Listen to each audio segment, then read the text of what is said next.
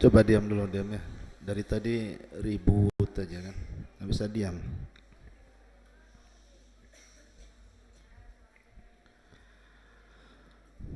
Bismillahirrahmanirrahim. Assalamualaikum warahmatullahi wabarakatuh.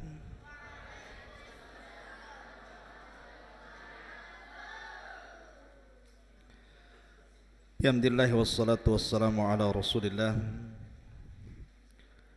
wa ala alihi wa sahbihi wa mawalah wa la hawla wa la quwata illa billahi wa ba'du. Hadirin dan hadirat, santri ikhwan dan akhwat yang dimuliakan Allah subhanahu wa ta'ala, alhamdulillah di malam hari ini kembali kita bisa duduk di Masjid Jabal Uhud. Dan pembahasan di malam hari ini kita akan membahas satu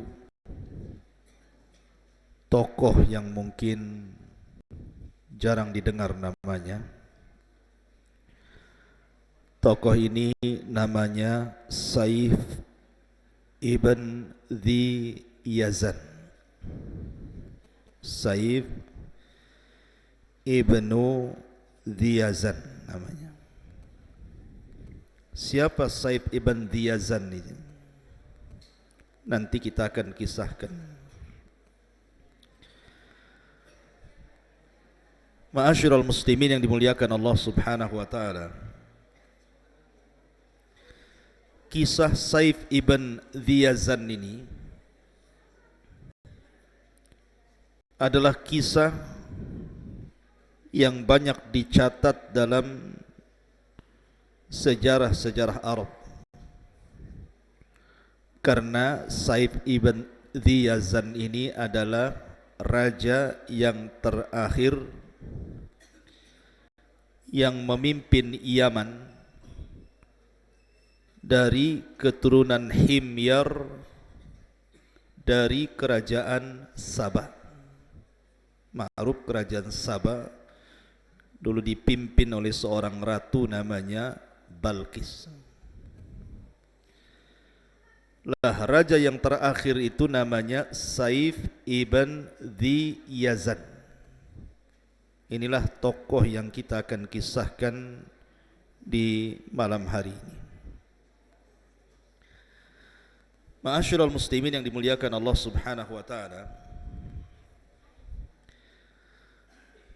ketika antum semua membaca surat Al-Buruj,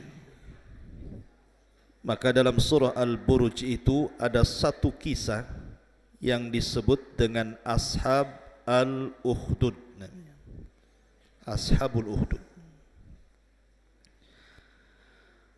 Dan Ashabul Uhdud itu terjadi di beberapa tempat, di beberapa negara.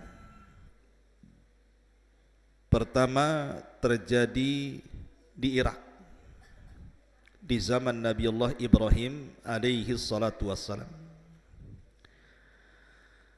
Yang kedua terjadi di Mesir di zaman Fir'aun laknatullah alaihi. Kemudian yang ketiga terjadi di Persia, Iran, dan yang terakhir terjadi di Yaman.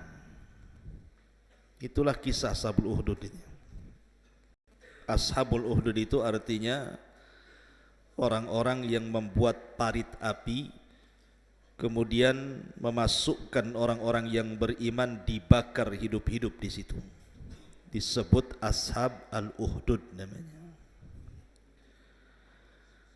Pertama di Irak. Korbannya siapa? Nabiullah Ibrahim alaihi salatu wassalam. Dimasukkan ke dalam api oleh Namrud, Raja Babil. Kemudian yang kedua di Mesir. Korbannya siapa? Seorang wanita tukang sisir putri Fir'aun. Namanya Masyitah ibnatu Fir'aun. Digoreng hidup-hidup di atas tungku api karena beriman kepada syariat Musa alaihi salam. Kemudian yang ketiga di Persia. Ada seorang raja yang menikahi mahramnya dan masyarakatnya tidak setuju. Kemudian siapapun yang tidak setuju dengan pernikahannya maka akan dibakar hidup-hidup. Kemudian terakhir yang kita akan kisahkan di sini di Yaman. Jadi di Yaman itu ada seorang raja namanya Dzu Nuwas. Catat karena banyak nama-nama yang asing antum jarang dengar. Jadi ada seorang raja namanya Dzu Nuwas. Itulah raja yang pernah berkuasa dari raja-raja Himyar yang ada di Yaman. Lah Dzu Nuwas ini yang tadinya beragama Nasrani akhirnya menjadi Yahudi. Tetapi Najran masyarakatnya itu agamanya Nasrani. Lah Dzu Nuwas ini kejam sekali. Siapapun yang tidak menurut perintah dia, tidak masuk ke agama Yahudi, maka akan dibakar hidup-hidup. Lah pembakaran hidup-hidup itu pernah dilakukan Dzu Nuwas itu bukan hanya 1, 200, 200, 1000, 2000, tidak. Sampai 20.000 jiwa dimasukkan ke parit api. Kisahnya diabadikan dalam Suratul Buruj.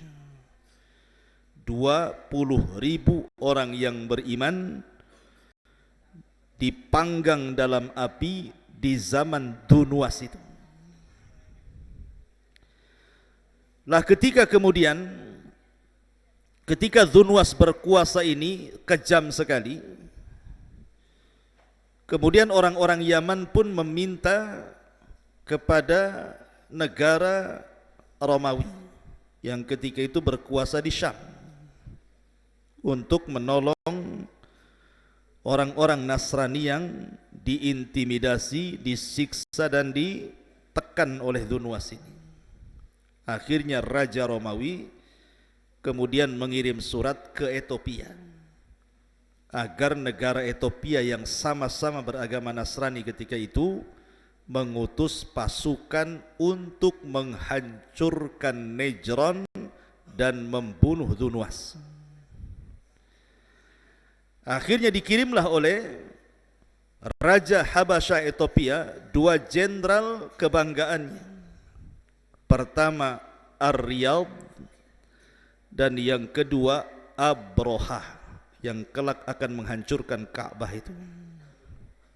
Dikirimlah pasukan besar dipimpin dua jenderal, Ar-Riyad dan juga Abrahah, berangkat dari Ethiopia menuju Yaman.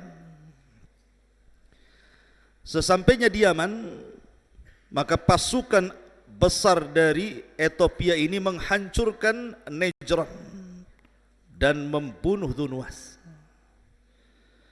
Maka berkuasalah ketika itu sebagai pengganti Dunwas adalah Ar-Riyad. Tetapi Riyad kemudian dibunuh oleh Abrahah. Maka Abrahah lah yang berkuasa di Yaman mengikut hukum Habasyah Ethiopia. Lah pada dasarnya orang-orang Yaman ketika Abrahah berkuasa, mereka suka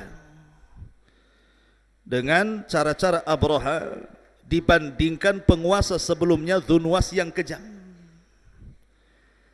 Tetapi ketika makin lama berkuasa Abrahah itu rupanya jauh lebih jahat, lebih kejam dibandingkan Dunwas.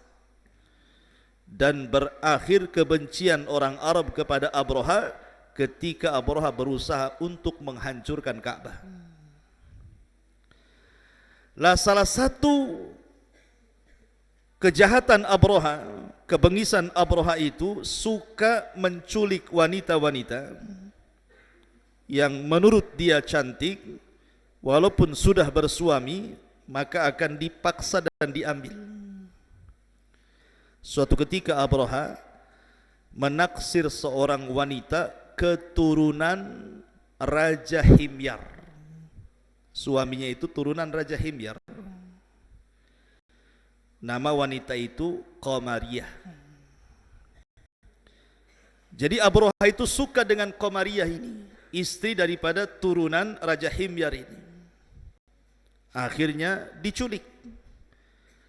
Kemudian dipaksa dinikahi Abrahah padahal masih punya suami. Maka dari pernikahan Abrahah dengan Qamariyah ini lahirlah putra Abrahah namanya Masruq ibnu Abrahah. Masruq ibn Abrahah. Lah Qamariyah ini dengan suaminya yang lama, turunan Raja Himyar itu punya anak. Masih kecil.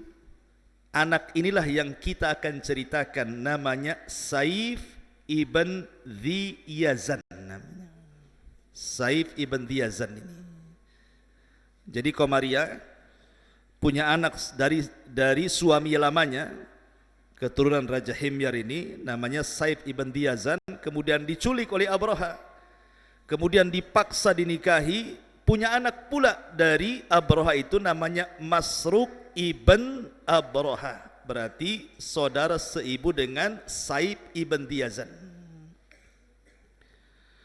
Lah, suaminya Qamariyah ini, karena dia sakit hati dengan Abrahah, istrinya diculik dan dipaksa dinikahi, akhirnya dia pun pergi ke Persia, meminta bantuan Raja Persia untuk meruntuhkan kerajaan Abrahah. Dan ketika itu Raja Persia menyanggupi, tetapi Allah takdirkan ketika sampai di pintu Persia, ketika hendak pulang ke Yaman, meninggallah suami daripada Qamariyah, ayah daripada Saif ibn Dhi Yazin ini.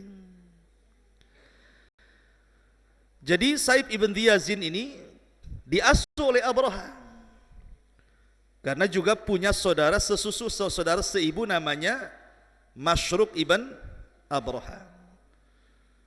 Dan juga punya anak lagi namanya Maksun. Jadi dua anaknya. Pertama Maksun ibn Abrahah, yang kedua Masruq ibn Abrahah. Lah ketika Abrahah membuat gereja yang sangat besar untuk mengalihkan orang-orang Arab supaya jangan haji ke Ka'bah dan diputarkan ke gerejanya, maka orang-orang Bani Kinanah dari Arab marah. Akhirnya kemudian menghinakan tempat ibadahnya Abroha tersebut. Marahlah Abroha. Maka Abroha pun mengirim pasukan besar dengan gajah-gajahnya yang diambil dari Ethiopia. Sebenarnya gajahnya tidak banyak, hanya ada yang mengatakan 4 gajah, ada yang mengatakan 8 gajah, ada yang mengatakan 12 gajah. Yang jelas gajah itu tidak pernah dilihat oleh orang Arab. Aneh gitu kan, ngelihat gajah, karena nggak pernah ngelihat gajah masalahnya. Berangkatlah Abroha dengan pasukan dan gajah-gajahnya menuju Mekah. Tetapi Allah Subhanahu wa ta'ala takdirkan Ka'bah tidak bisa dihinakan manusia, karena Ka'bah itu punya Rabb sendiri yang menjaganya. Maka terjadilah peristiwa yang diabadikan dalam Al-Quran.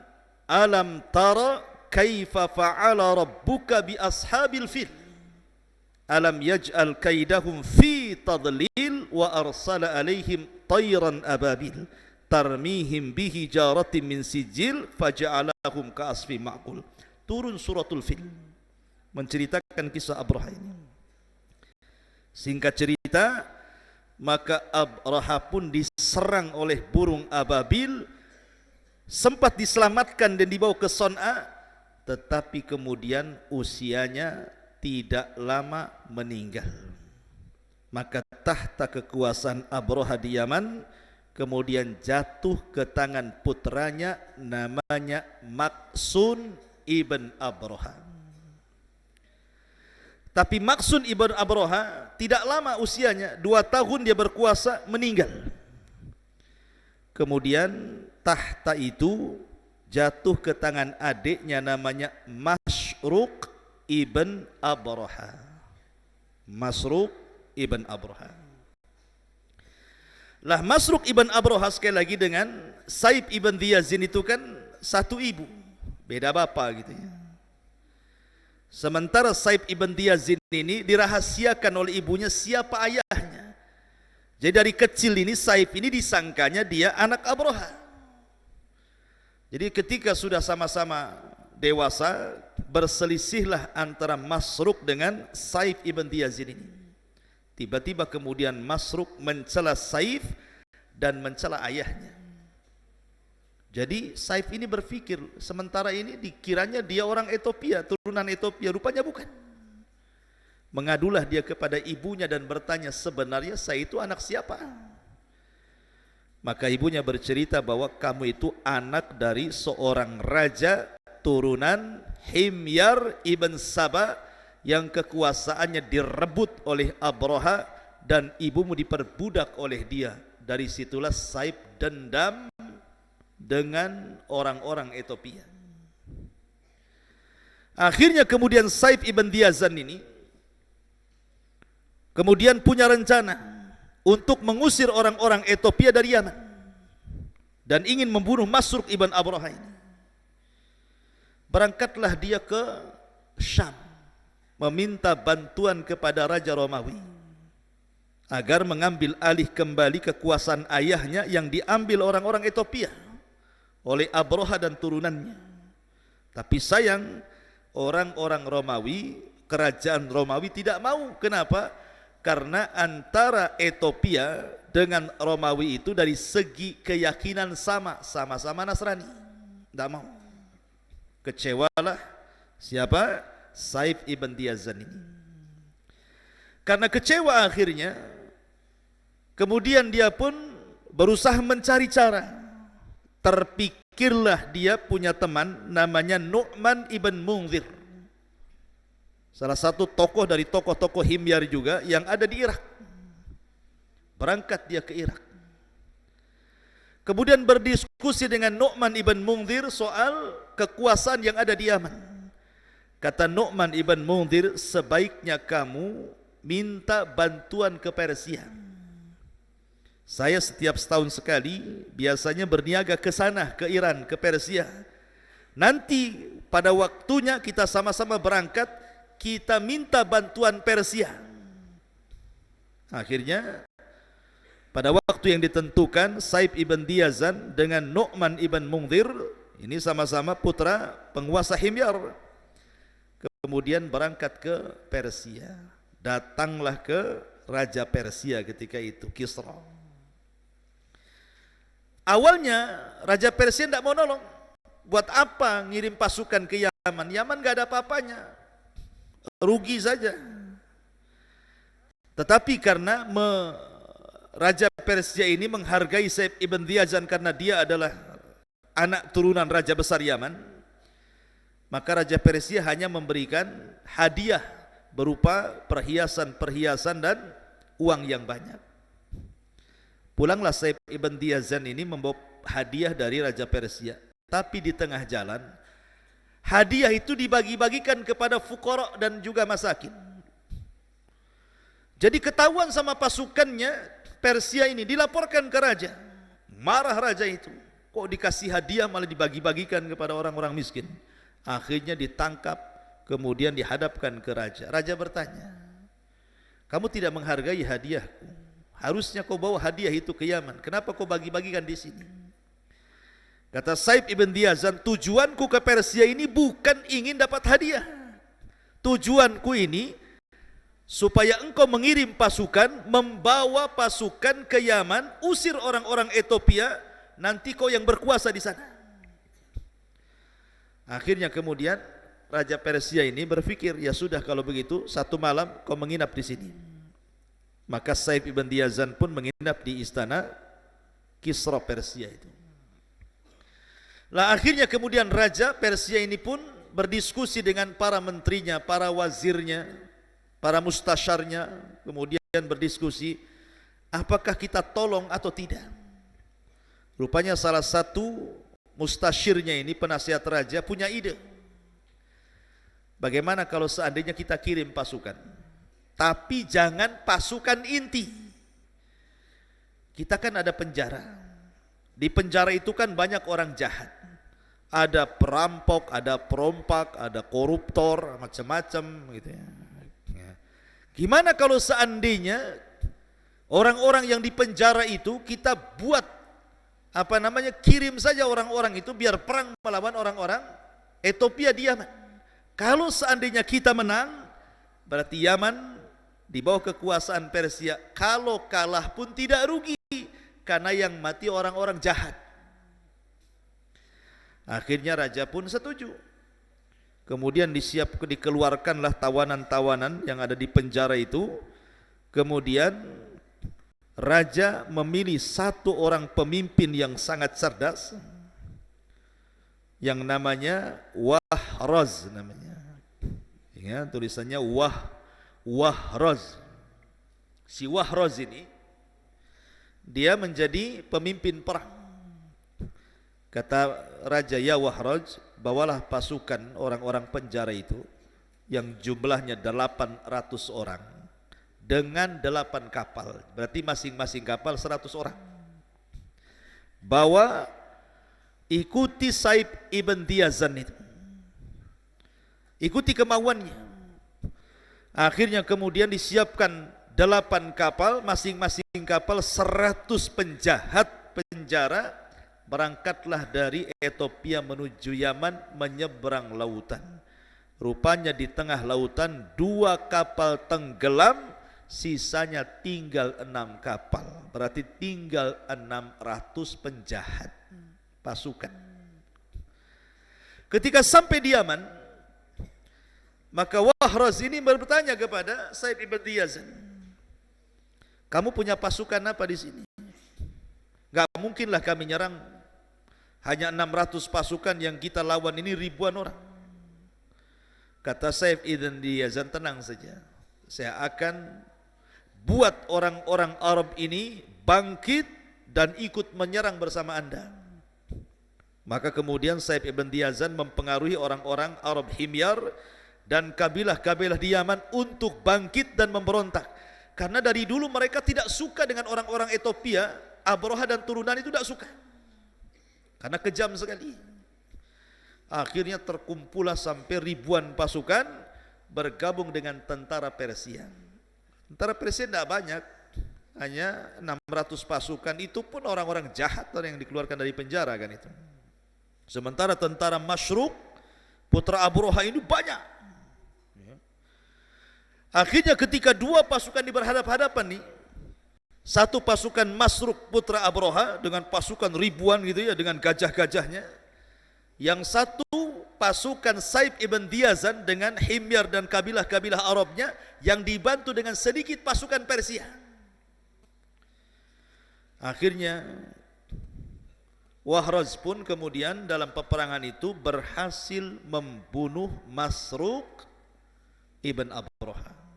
Ketika berhasil membunuh Masruk itulah, maka pasukan tunggang langgang kemudian Saib ibn Diyazan berhasil melumpuhkan orang-orang Ethiopia Yaman, sehingga 2/3 pasukan jadi tawanan dan sepertiganya lari tunggang langgang entah kemana.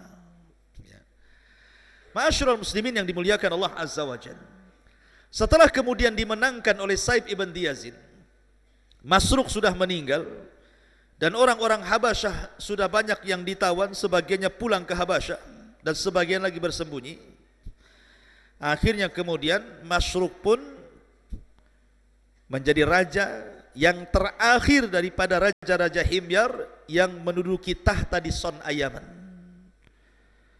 Dan pasukan Persia pulang, sehingga ketika itu kerajaan Himyar yang dipimpin oleh Saib ibn Diyazin setiap tahunnya harus bayar upeti dikirim ke Persia. Berarti di bawah hukum Persia. Itulah kenapa Persia masuk negeri Arab itu. Di sini ceritanya. Ya.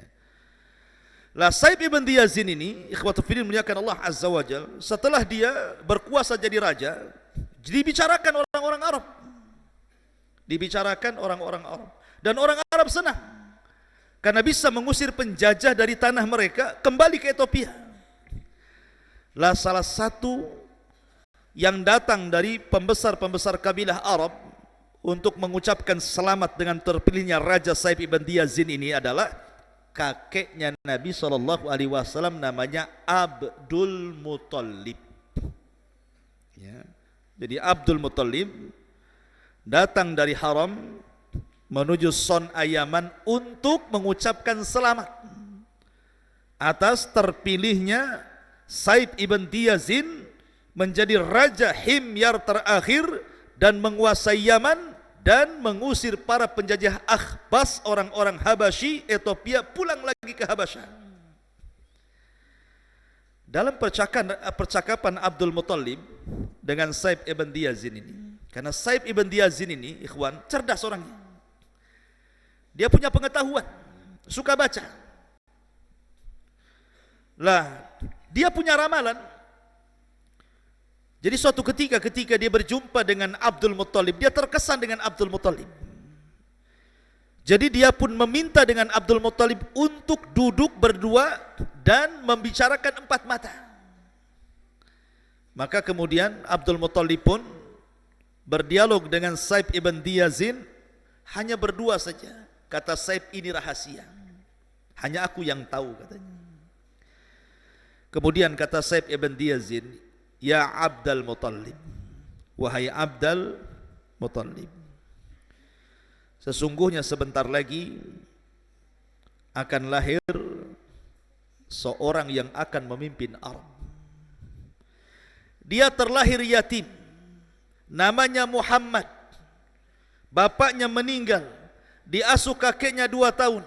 Kemudian kakeknya akan meninggal dan akan diasuh pamannya. Dan dia akan menguasai bangsa Arab, bahkan menguasai dunia. Dan saya lihat itu ada pada turunan, kata Abdul Muttalib. Gak benar ini, katanya. Tetapi Saib ibn Diyazin dengan yakin bahwa itu ada pada turunan Abdul Muttalib. Kemudian Saib ibn Diyazin mengatakan kepada Abdul Muttalib, saya wasiatkan kepadamu, kalau dia sudah lahir, jaga dia, jangan sampai diketahui orang-orang Yahudi. Kalau seandainya orang-orang Yahudi tahu anak ini akan jadi penguasa Arab dan penguasa dunia, pasti mereka akan membunuhnya. Jadi diwanti-wanti sama Saib ibn Diyazin ini Abdul Muttalib ini. Lah, ma'asyiral muslimin yang dimuliakan Allah Azza wa Jalla, Allah takdirkan kemudian Saib ibn Diyazin ini dibunuh secara apa namanya, ightial. Ightial itu pengecut oleh orang-orang Habasyah yang dendam dengan Saib. Jadi ada beberapa orang yang memang menginginkan membunuh Saib ibn Diyazin ini, dan berhasil. Akhirnya Saib ibn Diyazin pun kemudian meninggal dunia di tangan musuh-musuhnya dari kalangan Ahbas, kalangan orang-orang Habasyah Ethiopia. Akhirnya kemudian tidak ada lagi penerus kerajaan Himyar di Yaman Son'a. Dan ketika itu lahirlah Rasul kita Muhammad sallallahu alaihi wasallam. Dan dakwahnya sampai ke negeri Yaman persis seperti yang diisyaratkan oleh Saib ibn Diyazin. Akhirnya Nabi sallallahu alaihi wasallam menjadi penguasa Arab, menguasai Yathrib, menguasai Mekah, menguasai Madinah, menguasai suku-suku, sampai akhirnya ajarannya sampai ke Yaman, sampai ke Persia, sampai ke Romawi, bahkan sampai ke Jabal Uhud, ya, sampai ke sini, ya. Karena kita umat Nabi sallallahu alaihi wasallam. Itulah kisah tentang Saib ibn Diyazan. Mungkin antum baru dengar kisahnya. Ini kisah masyhur. Tetapi di antara kisah Saib ibn Diyazin ini ada kisah khurafatnya. Kalau ini kan kisah yang faktanya yang dicatat oleh ahli sejarah. Ada kisah khurafatnya. Apa kisah khurafatnya? Bahwa ibunya Saib ibn Diyazin namanya Qamariyah yang saya jelaskan itu bukan manusia katanya, tetapi jelmaan daripada jin. Jadi ibunya itu seorang jin, menjelma manusia, kemudian punya anak namanya Saib ibn Diyazin. Sehingga Saib ibn Diyazin ini separuh manusia, separuh jin katanya. Tetapi ini kan khurafat, kisah khurafat, tidak perlu dibenarkan, ya. Yang jelas bahwa kisah Saib ibn Diyazin ini dicatat oleh ahli sejarah sebagai permulaan nubuah kenabian Nabi sallallahu alaihi wasallam, bahwa Saib ibn Diyazin mengisyaratkan akan kenabian Nabi sallallahu alaihi wasallam, bahkan mewanti-wanti Abdul Muthalib untuk menjaga calon nabi ini dan jangan sampai ketahuan orang-orang Yahudi. Itu sebelum wafatnya Saib ibn Diyazan, seorang raja dari raja-raja Himyar yang terakhir menguasai Yaman. Kerajaannya di Son'a Yaman sana. Dari sini secara garis besar khulasahnya berarti pertama, kekuasaan Ethiopia di Yaman itu hanya dikuasai oleh 4 raja. Pertama yang berkuasa Riyadh, kemudian Riyadh mati di tangan Abroha, naiklah Abroha. Kemudian Abroha meninggal karena dikutuk dan diadab oleh Allah dengan burung ababil. Kemudian dilanjutkan putranya Maksun ibn Abroha. Kemudian Maksun meninggal hanya sebentar, kemudian tahtanya jatuh kepada Masruq ibn Abroha. Dan Masruq ibn Abroha dibunuh oleh tentara Saib ibn Diyazin. Dari sinilah tidak ada lagi Ethiopia di Yaman. Semua hengkang kemana? Balik ke Ethiopia. Sehingga Yaman berkuasa di bawah hukum Persia. Makanya di zaman itu, karena Yaman itu Arab, gitu ya, di bawah hukum Persia, sehingga di zaman Nabi Shallallahu Alaihi Wasallam, apabila Nabi SAW hijrah dari Mekah ke Madinah, Nabi itu melihat para sahabat orang-orang Ansor. Orang Ansor itu kan turunan Yaman, Khazraj dan Aus. Jadi mereka masih terpengaruh budaya Persia. Terkadang mereka melakukan ulang tahun yang gak jelas dari Persia itu. Lah ketika Nabi melihat ulang tahun aneh-aneh para sahabat ketika hijrah dari Mekah ke Madinah, ada perayaan-perayaan tertentu, maka Nabi SAW merubah perayaan-perayaan itu dengan mengatakan, innallaha qad abdalakum bi khairi minhuma idul fitri wa idul adha. Allah sudah ganti perayaan kalian dengan perayaan yang jauh lebih baik, maksudnya Idul Fitri dan Idul Adha. Itulah perayaan Islam. Dari sini menunjukkan bahwa budaya Persia masih ada. Tetapi lihatlah bagaimana negeri Arab, negeri Yaman pernah dikuasai oleh beberapa negara, salah satunya ya Ethiopia, kemudian terakhir Persia. Tetapi setelah diutusnya Nabi SAW, negara Yaman menjadi negara Islam sampai hari ini. Inilah kisah Saib ibn di Yazan. Wallahu alam. Taib, sampai di sini kita buat tanya jawab.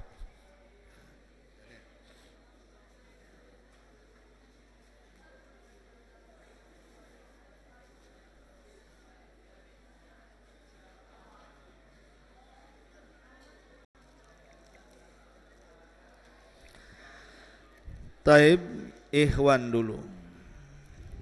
Perhatikan ikhwan.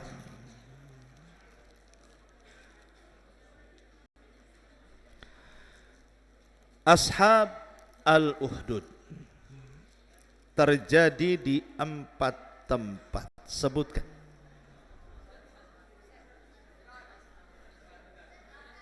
Antum.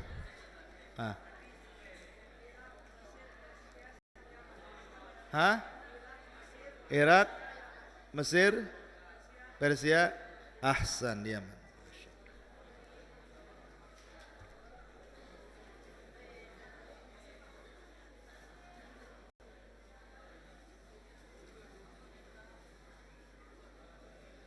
Taib. Tadi 4 tempat. Sekarang sebutkan peristiwanya. 4 tempat itu Ashabul Uhdud ceritanya gimana? Di Syam, di Irak apa? Persia gimana? Yaman gimana? Ceritakan kisah Ashabul Uhdudnya itu. Kan sudah jelas tuh, Irak, Mesir, Persia, Yaman. Kisahnya seperti apa? Antum? Berdiri.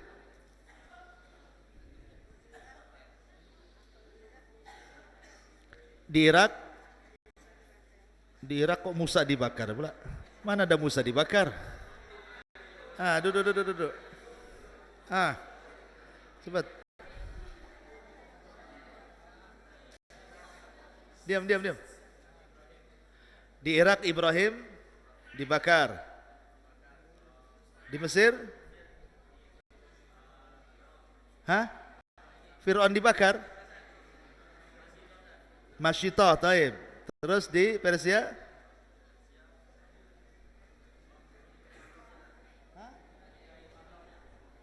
Seorang raja menikahi mahramnya, yang tidak setuju dibakar, taib. Terakhir di Yaman. Kisahnya disebut apa?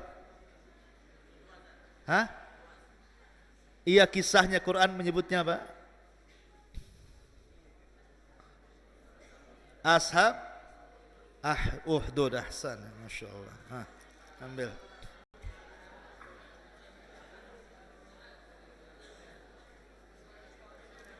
Ambil. Taib.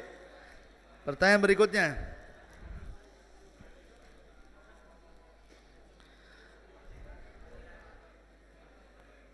Kerajaan Ethiopia yang masuk ke Yaman. Kerajaan Ethiopia yang masuk ke Yaman berkuasa 4 periode, 4 raja Ethiopia. Sebutkan 4 raja Ethiopia dari zaman ke zaman. Antum semangat kali. Riyad, Abraha, terus Ahsan, Masya Allah. Taib.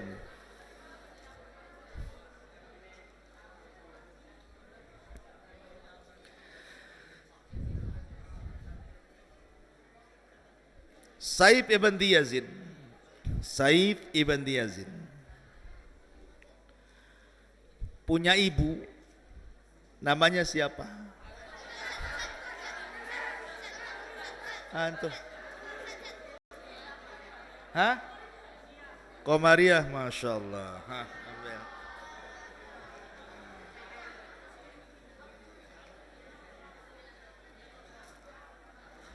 Taib.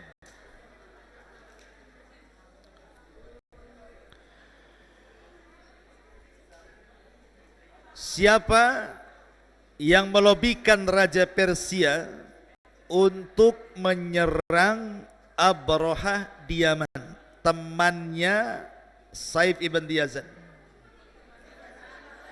Hah? Hah? Nu'man ibn Mundir. Ahsan. Ini.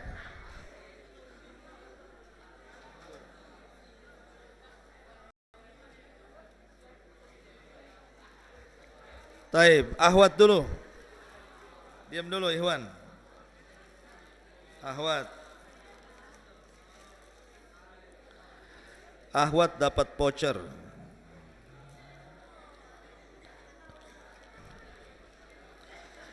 Voucher belanja berlaku hingga 15 Februari tahun 2022.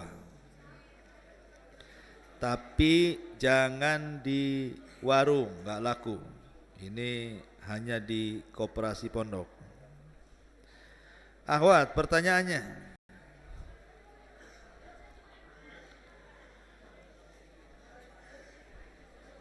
Abrahatul Asram, Abraha al-Asram, ketika berkuasa, dia menculik Komariah, punya anak dari Komariah. Siapa namanya?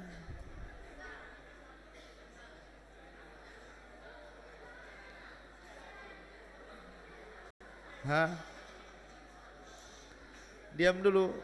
Siapa anak dari Komariah dari putra Abraha itu? Hah? Diam Ikhwan. Enggak dengar?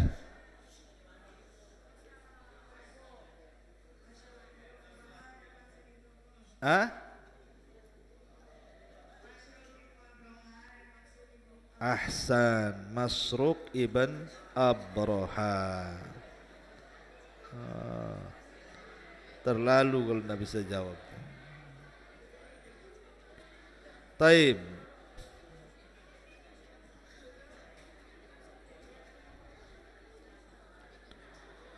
Ini vouchernya. Pertanyaan yang kedua.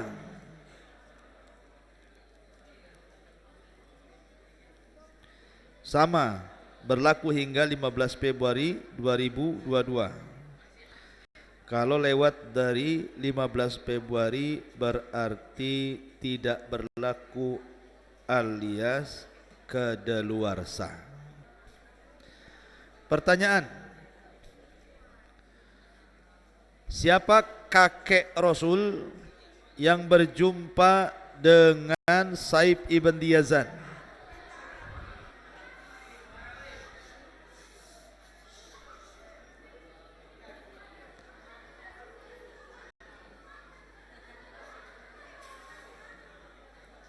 Jangan ribut, apa pula ini Ahwat? Kok lebih ramai daripada Ikhwan pula? Halo. Abdul Muttalib. Ahsan, Abdul Muttalib. Dapat voucher. Taib, siapa nama Abdul Muttalib itu? Pertanyaan ketiga. Siapa namanya Abdul Muttalib itu? Nama aslinya siapa?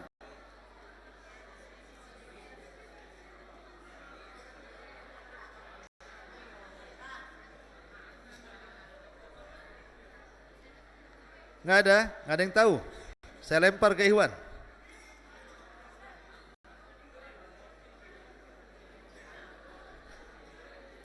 Nama asli Abdul Muttalib.